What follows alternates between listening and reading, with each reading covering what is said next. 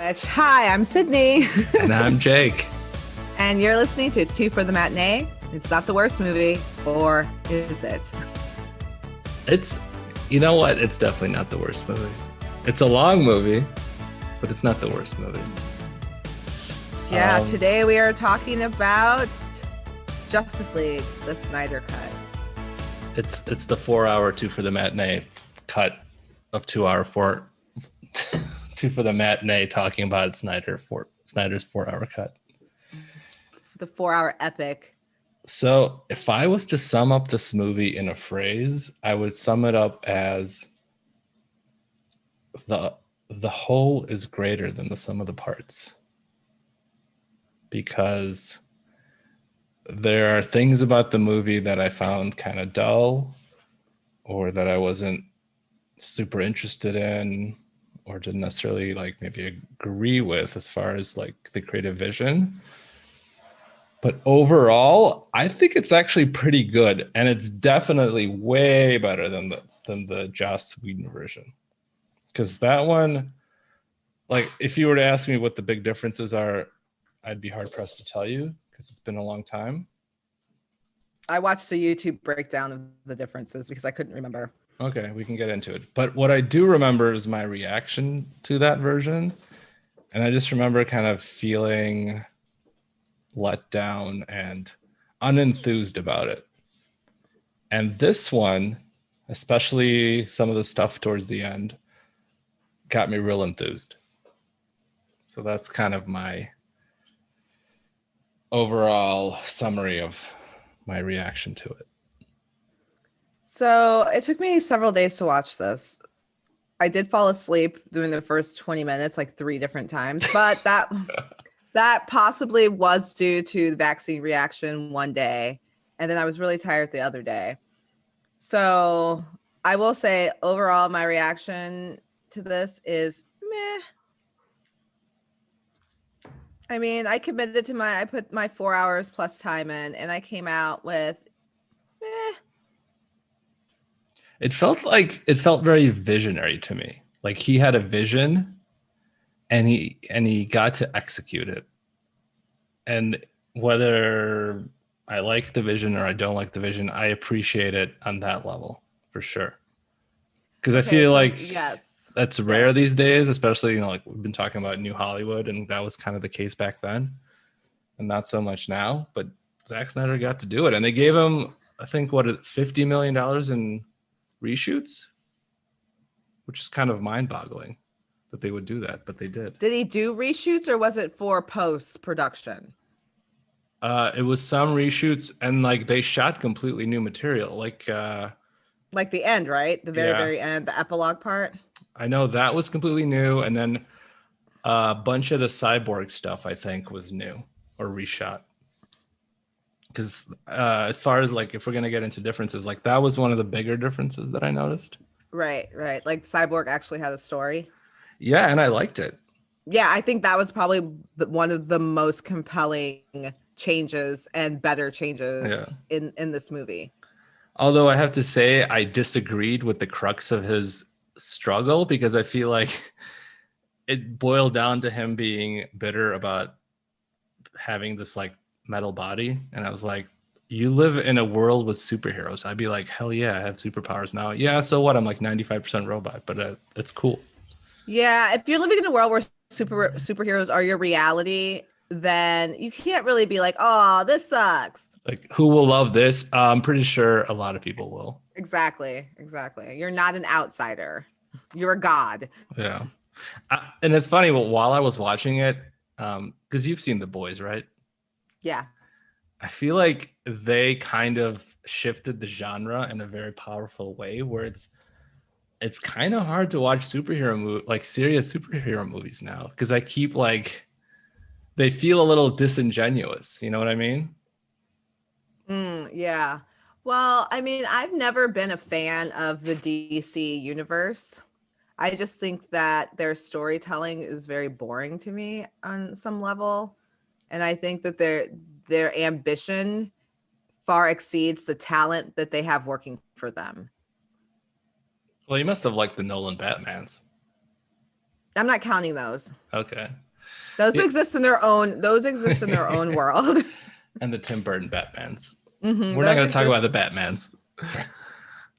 Yeah, I mean, I don't know. Man of Steel was okay. I remember I was entertained by it. Batman versus Superman. I think it had like what 7 dream sequences or something. That movie was a bit of a little mess. bit, but yeah, it was. This movie still is kind of a mess. Like, I mean, character wise, plot wise, I was very confused about some of the things. I had to like ask I watched it with my son, who's 8, going on 9. Yeah. He was just like, "Why are there so many musical sequences in this? I don't like that. It's slow. It's slowing down the movie." I'm like, "This is a 9-year-old." Well, that's Zack Snyder for you. I forget what the statistic was and how much slow-mo was in this movie, but it was a lot. So much slow-mo. And also, like, come on, if you're going to give me the Flash, can he flash a little bit? I don't need him to be everything that he does to be in slow motion. That's a good point. I actually didn't think about that. Yeah. It kind of bothered me, especially because I'd actually recently watched Days of Future Past with Quicksilver, which is another Flash. Yeah. And the way that he's shot with his super speed, you never it's amazing. You never see him slow, right? Or almost never. No, you do. You do see him slow, but it's very selective in the parts where you do see him. Yeah. Well, I mean, again, it's like sort of, it's a matter of perspective because I guess you could, or you're shooting it either from the viewer's perspective or from the character's perspective. And Zack Snyder decided that it'd be more interesting to do it from the Flash's perspective. And I guess, technically it looks more interesting because everything around him is in slow motion. But yeah, I agree with you. Yeah. I think that's Zack Snyder's thing. It's just everything's too much. It's like you put the saturation all the way up on your photo. Yeah. Oh my God. That's the other thing. Rewind back to watching this. I was on the phone with my sister. We were having a watch party and she was watching at the same time. Yeah. And one of the things that we kept talking about was, it's so dark. Everything's so dark. You're watching it on HBO Max, right? Yes. So they have some issue with their app where like everything's like a little darker on the app. So I don't know if that was the case for you, but I know that's the case. Like anything I watch on HBO Max is just too dark. Yeah, it was really dark and I just didn't understand. Can the sun come out sometime? But if the sun did come out, it'd probably be all gold because he's really like over the top with his color grading. Like it'd be like 300. Mm-hmm. So maybe it's best. Yeah, I'm trying to remember. Were there any scenes shot during the day? There were some in the day, but it was raining. It was raining. Well, that's like, I guess that's a way to add sort of tension and drama, visually at least. But if everything is like that. I think the problem I have with this is that I knew how obvious the manipulation was for the viewer, like how obvious he was manipulating the viewer. The music, the slow motion, the constant weather. Like, I don't know. I felt it. Yeah, I agree with that. But I feel like he was being sincere. I don't think he was trying to pull any tricks. I think that's just what he thinks looks cool. And he was just trying to make it. Okay, that's fair. That is fair. Okay. I didn't feel like I was cheated. It was just a matter of taste. Okay, I can agree with that. So we're talking about like Zack Snyder's vision and all this stuff, but I gotta take a little pause here because this week I was really like knee deep into Orson Welles. Our old friend Orson Welles.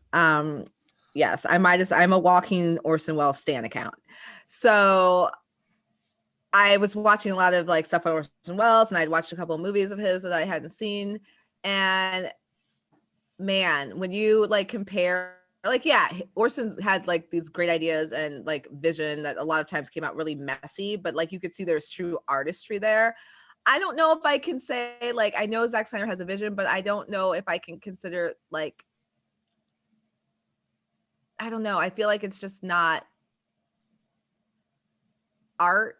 I don't want to say that because it's subjective, but I don't know. I feel like whatever he achieves, it felt like kind of mediocre. But wouldn't the counter argument to that be the Joss Whedon version? That is true, but Joss Whedon is canceled, and we will not speak his name. Okay, well, in our So that movie doesn't even exist anymore in the right. universe. Well, there's a universe somewhere where he's not canceled, so we can talk about him in that universe. Yeah, in the multiverse world. But I guess, and I see what you're saying, and I think it's like that argument, like, well, somebody else could have sort of done the same thing, but somebody tried and they failed. And again, we don't know what happened behind the scenes. We don't know what, I don't know, studio input there was. So maybe the other filmmaker was hamstrung, and but that's not necessarily true, because we've seen Joss Whedon tackle superheroes before, and his are the, like, I think the weakest of those movies as well over in the MCU. Because he did the Avengers, right? He did the first two Avengers movie, yeah. Well, there you go. Because and then someone came and did it better, much more entertaining, with tighter story. And not only that, they did 4 movies over there that were all superior to his 2. I guess Mike, what I would point out is his movies were just not very dynamic as far as anything. And at least with Zack Snyder, he's injecting, he's trying to inject some dynamics, again, whether it's via slow-mo or just darkness. There's like, there seems to be like an active effort to create something artistic. Right. Okay. I agree with that. Like, he has a style, and he has a stylistic ambition that he's working at. Right. Does it always succeed? Definitely not. But at least there's something driving him. And to his credit, I mean, so I liked 300. I actually did like Sucker Punch. I liked Watchmen. I mean, and it's interesting because it's sort of the same thing happened, I feel like. So when Tarantino, after like Pulp Fiction made it big, there was like all these copycats. Like, I don't know if you remember, like 2 Days in the Valley or Go. They were all trying to do like multiple stories and make them super cool, but it like none of that really worked as well. And I think after Snyder made 300, there were all these other sort of copycat, hyper CGI type movies, but nothing worked as well. So I think you could call him an artist. Yeah, I mean, do I like what he's doing? No, not all the time. But everyone. Yeah, but it's not necessarily my cup of tea. But yes, okay, yeah. I saw this little 5-minute making of feature on YouTube, and it was just incredible to see how like virtually every scene was shot inside a studio with a green screen. And for some reason, that just I found that a little disappointing. And I get it. I mean, like, they had to do it because it was hard to, I think, naturally create the settings that he wanted to create, or just the budget would have been some obscene amount. But I feel like it takes something away. Like, comparing that to Lord of the Rings, where I mean, obviously there was CGI, but most of it, I think the sets and stuff were outdoors in New Zealand, right? And they actually built like practical sets. Yeah. And also Christopher Nolan's movies, where he does as many practical effects as he can. Yeah. I honestly do not like over CGI, because I feel like it takes you out of the movie and it looks too artificial. Yeah, I agree. That's why, I mean, we never talked about Blade Runner, but I still think like 90% of the special effects in the original Blade Runner look so good. Like, I feel like they're indistinguishable from like, you can't distinguish the fact that they're models. Like, I don't know. I watched this thing about how they shot it, but that didn't really explain anything to me. It all looks so real, with the exception of maybe like some of the flying cars. Right. And I'm disappointed that more filmmakers don't go for the practical effects. And again, it's just, I mean, part of it just could be industry and financing, and it's just cheaper to do CGI. But CGI is really expensive, actually. But I thought, like, I remember reading about how the quality of CGI has kind of like decreased because it's always going to the lowest bidder. So everyone's trying to get like the cheapest CGI. That's why it looks like shit. Yeah, it like peaked around, I don't know, like 10 years ago, maybe. I mean, I'm pulling this out of my butt, but yeah, it's like not as great anymore. I think it is great when if you're willing to pay for it. Well, that's true of anything. But Or if you're like have your own in-house compute CGI unit that you have, you Right. don't have to hire out, yeah, which is like Lucasfilms and like Marvel, yeah. But if you have to hire out, then of course. But I mean, you can see like shitty CGI and it ruins the movie. For sure. But Blade Runner 2049 did a lot of their stuff in camera with practical effects. Oh, they did? Yeah. Like all that lighting, they didn't know. Wasn't Roger Deakins the cinematographer? Like he didn't know all that lighting and stuff, that was not done digitally. That was all done in camera with like lighting. Does he work with Villeneuve a lot? Or they just happen to work on that one? Because who's going to be, or who is the DP on Dune? I don't know. Look it up. I don't have my phone. Wait, I have a computer right here. And I wonder how much practical effects they're going to use in that.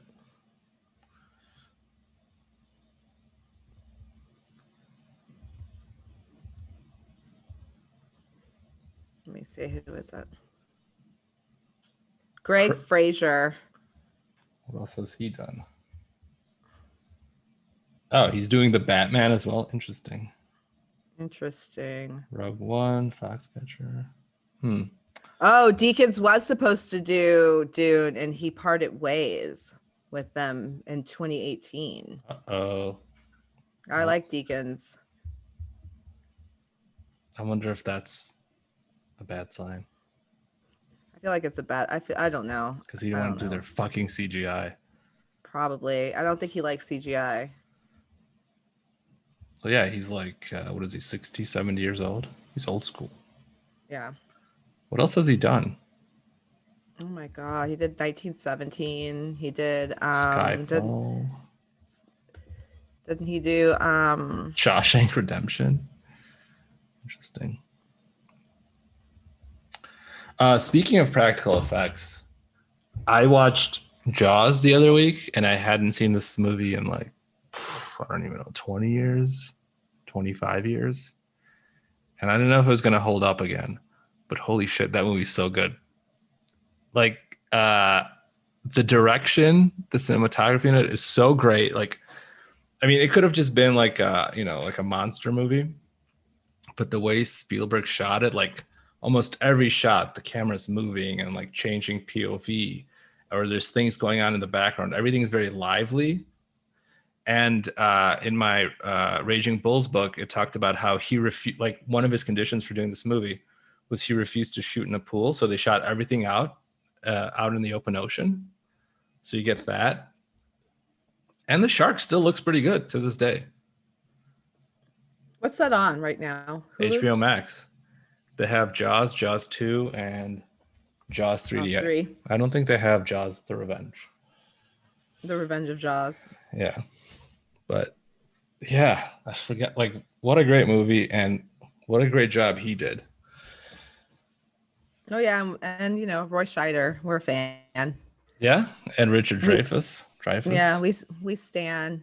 And then what's his name? Robert Shaw. I was just thinking, like, I need to rewatch The Sting because he was in that. But back to the Snyder Cut.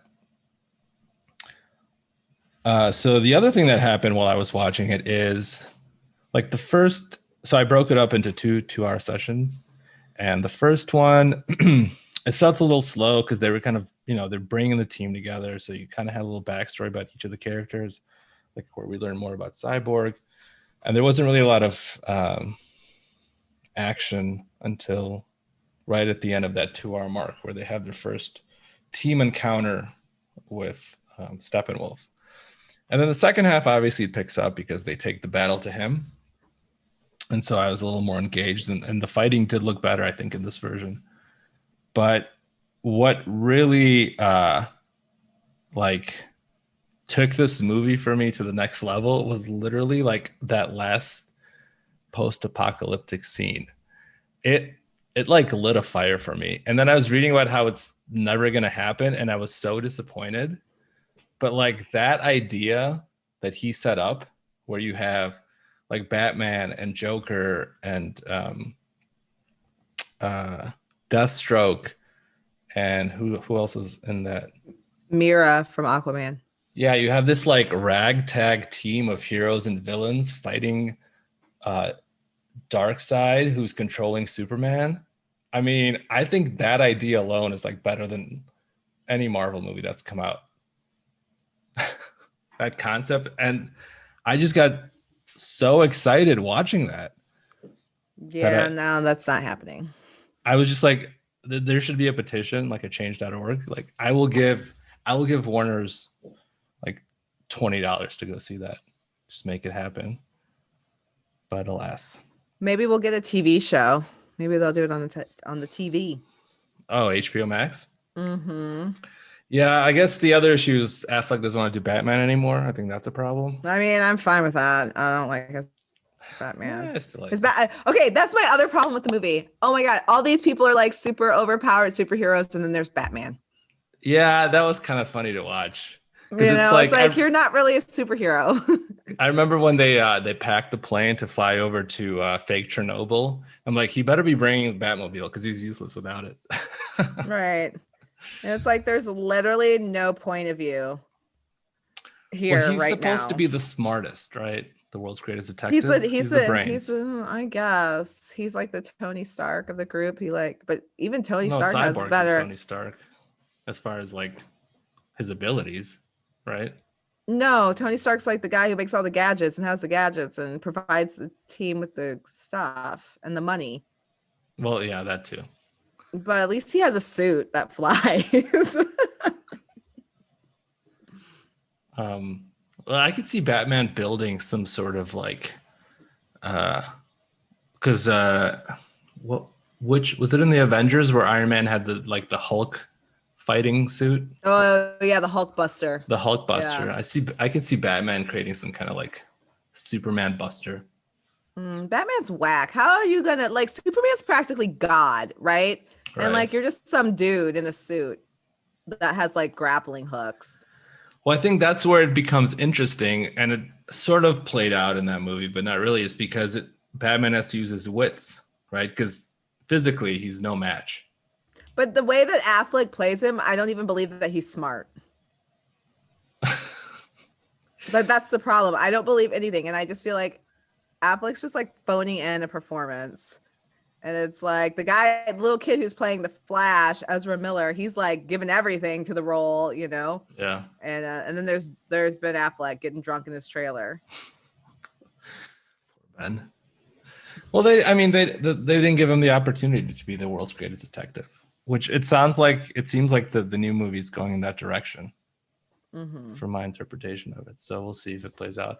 My brother has a good friend who's like a big Batman nerd. He actually had a Batman podcast, which I think had like one of the greatest podcast names of all time. It was called Bruce Wayne's World, and it was just all about Batman. And he was saying like he thinks the key to a good Batman movie is just make it a mystery. That's what this next one is. I think it takes place. There's some kind of mystery or murder, and he has to go investigate at Arkham Asylum. Yeah. So hopefully that'll make up for Robert Pattinson's lack of girth. I'm okay with the superheroes not being girthy. Although I guess Batman's not really a super person, so he kind of has to be girthy. Like he doesn't have he's not powered. Yeah, he went to Tibet and he got trained by the League of Assassins and the Nolan ones. Oh, that's right. And Christian Bale put on 40 pounds of muscle. And also, so this movie takes place after Wonder Woman 1984, but remember in Wonder Woman 1984, she learned how to fly? But she didn't fly in this one because... Wait, she did? Yeah, she learned how to fly on her own. Remember, she's flying through the clouds and she had her invisible plane, but she also was flying on her own. No, she wasn't. Yes, she was. No, she was sitting in the invisible plane. No, she was not. She was flying through the clouds. Well, I don't know. That movie's not canon for me. Everything that happens in it, ignore it, please. Wonder Woman 1984 is outside canon. We're not talking. We don't talk about that one. And well, yeah, I guess it also explains her celibacy when it comes to her relationship with Bruce Wayne, because I don't know if you remember Batman vs Superman. There's like heavy sexual tension between the two of them, but it like never got paid off. They just flirted. Mm-hmm. But she had a good fight scene though. That fight scene in that bank or wherever she was, the museum. I don't remember. yeah, was that one of the differences? Someone told me that the fight scene was It was longer. extended. Yeah, it was much better. Yeah, it was better, but I still can't stand her. She has like two speeds. She's got like concerned for a brow look or like kind of the half smirk look, and that's all she can do. Well, I mean, we're not watching Sophie's Choice up here. It's No, a but superhero okay, movie. if you look at all the Marvel movies and even all the DC movies, pretty much every part they've tried to get A-list actors, except when it came to Aquaman and Wonder Woman. They're like, we're just gonna get hot models and they'll just learn how to act on the fly. And it shows.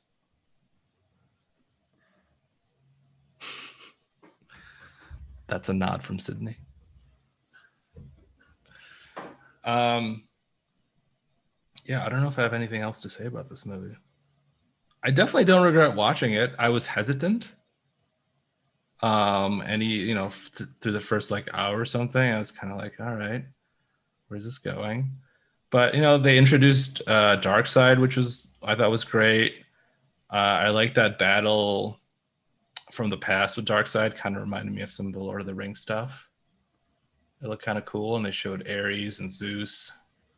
Well, they also, I mean, some of the stuff that they set up in this movie is going to carry over to the Flash movie. Yeah, because we actually, he's the only character we don't have an origin story for, right? At this point. Right. I mean, we know, like, if you watch the show, then you know. But I don't think the show, I don't know. Does he play the Flash on the show? No, it's a different guy. Oh. And they got to bring back Billy Crudup, right? Because, like, that's his dad. I don't know if he's like an A-lister, but he's like big enough where it's just like they had one scene with him in jail. No, they're bringing him back because the whole plot is the storyline where Flash actually takes time back to vindicate his dad from killing his mom, or prove that his dad didn't kill his mom. Oh, I totally forgot. So that whole thing where Flash goes fast enough, it makes time goes backwards. I think that's fucking stupid. That's the whole fucking point of that Crisis on Infinite Earths thing on the CW. Like, that's a thing. I watched it and I don't even remember what it was about, but yeah, that's just, it's too much of a get out of jail free card. There must be some cost to it. You can't just do that shit endlessly and fix stuff, right? There's got to be something. I don't know. He probably is making branch timelines, which we'll have to get into. That's why they brought up the multiverse. Remember, they were like something across the multiverse. So maybe that's what he's doing, which are the consequences. Yeah, because that was actually my first interpretation of that post-apocalyptic scene. Was that was the timeline where Flash didn't reverse time and helped stop the mother boxes. But I don't think that's actually the case. I hate that mother box. It sounds like I don't know, a uterus. The mother box. It's also so I just realized it doesn't make sense that Darkseid wouldn't know where it is because he literally knows where it was taken from him on Earth when he tried to conquer it the first time. So how can he not know? Right? There's a lot of things that don't make sense. And also, by sheer coincidence, the anti-life equation is on the same planet that the mother boxes are on. Is that a coincidence? I don't know. I feel like it would have been cool if the anti-life equation was on the same planet, but in a different timeline. So then they can use Flash to make branch time. I mean, there's so many different things you could do to have to go to the other timeline to keep Darkseid from getting the equation. And every time they talked about the equation, they showed the weird crop circles that Darkseid and Steppenwolf make. So I was wondering, is that the equation? And also, if Steppenwolf can like portal himself out of places and into places, why didn't he just portal himself into the room where the box was? Yeah. He would always portal like away from it. Like, why don't you just go right next to it and grab it since you already know where it is? Well, so it doesn't, maybe it has to call to him for him to like land exactly where it is. Otherwise he can sort of sense where it is. I guess. But then once you get there, just portal over there. Right. And also, when Superman was dead, all of them should have been calling to him, if one was. Yeah, true story. So there's a lot of things. Yeah. Whatever. We ask too many questions. You know what? At the end of the day, it was such a huge effort. I'll just applaud Zack Snyder for giving it a shot. It could have been much worse as it actually was, and I appreciate it. Well, and I appreciate Warner Brothers because this is what the fans wanted, because there literally was no Snyder cut. Like, they made a Snyder cut because the fans were like, we want this. But the fans also want these sequels, and Warner Brothers basically told Snyder to fuck off. So I don't really understand who's making these decisions, because I think if they let him make these sequels, like, a lot of people would go see it. I'd go see it. And I think a lot of other people who don't even like it will go see it because that's the kind of movie it is. You know? Yeah. So I don't know what the calculus is, but it's really strange. Maybe they don't want to risk another $400 million or whatever it costs to make. So wait, isn't Michael Keaton going to be in the Flash movie as Batman? Is he? I think he is. Well, that's cool. I think he's also in Spider-Man. Right. Yeah, no. He's going to be, I know he's going to be a Batman in something. And I think it might be in the Flash movie. Well, I'm cool with that. Yeah. Maybe they can do like some kind of like decent job. They can have Nightwing or something. Bring back Joseph Gordon-Levitt. Well, I like him. Well, he's old now. Yeah, that's true. Well, so is Michael Keaton. So are we. Right. Well, there's that. I mean, I don't know. Like, I'm not super familiar with DC. I know about as much as I like saw in the movies and some cartoons, but they have that. Was it Batman 2049? Is that what it's called? Where it's like old. That's Blade Runner. Oh, Batman 2099. I don't know. It's like a future where Batman's old. I think he's got a cane, and he like ends up getting this young kid to take over the job. And he it's like old man Logan, but Batman. Yeah, except I don't know if Batman actually does anything besides like help the kid like do his stuff. Interesting. He's like, Batman's like the Oracle for the new Batman. All right. Any closing thoughts? No, I looked at my phone out of the 4.5 hours, I probably was on my phone for about 45 minutes dispersed throughout. Yeah, I don't see myself watching it again. Well, if it wasn't for that third ending, I definitely wouldn't watch it again. But like, I don't know, maybe I would watch it again just to get excited by it. The movie that will never be made. Oh, so like to hype yourself up for the sequel? Yeah. That's not coming out. Yeah. I get that. I would do that too. Well, I'm Jake. I'm Sydney. And you've been listening to Two for the Matinee. It's not the worst movie. It's just the longest. Yes, this might be the longest movie we've ever watched. Godfather Part 3 was long, but this is longer. Yeah, because that's what, like 3.5 hours? Mm-hmm. Yeah. This has got that beat by an hour.